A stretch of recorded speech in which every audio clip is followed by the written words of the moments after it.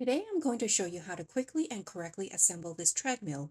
This one is the CitySports electric treadmill model number CSWP3.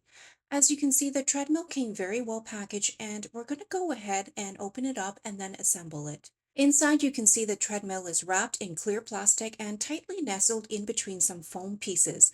We'll go ahead and remove the plastic. And you'll notice that the treadmill is solid, yet it is easy enough for one person to lift. Along with the treadmill came this box of accessories.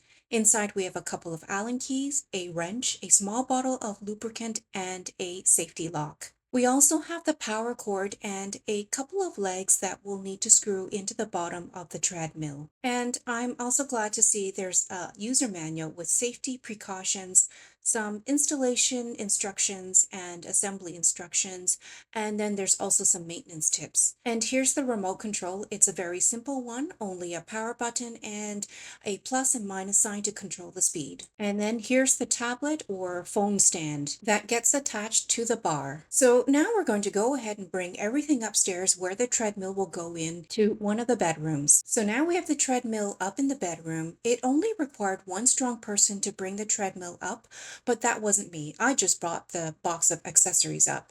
Anyhow, we're going to start by lifting the treadmill onto its side so we can screw in the two legs which go at the bottom of the treadmill towards the front, right underneath where the LED panel is located. And make sure you screw in both of the legs so you don't have a lopsided treadmill.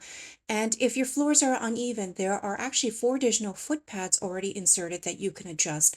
Simply use your fingers to rotate them to lengthen or shorten them as necessary. To power the treadmill, the power cord is plugged into the front of the treadmill, but make sure your treadmill is close enough to the wall socket because the power cord is not very long. Otherwise, you want to connect the power cord to an extension cord. And next to the power outlet is the power button that you can switch on when you're ready. But before we power on the treadmill, we're going to go ahead and loosen the knobs on either side of the treadmill so we can bring the bar up. On each of the knobs, it tells you which direction to turn the knob to lock and unlock the bar. If you decide you don't want the bar while using the treadmill, you'll want to make sure the knobs are in the lock position. But if you're like me, you're going to want to unlock the knobs, which will then allow you to raise the bar up. You can then hold onto the bar while using the treadmill. Once the bar is raised up, you'll want to go back to the knobs and put them back into lock position. That way, the bar stays secure and won't fall down while you're using the treadmill. Now we're going to go ahead and insert the tablet stand at the top of the bar. And with that done, this treadmill is ready for use.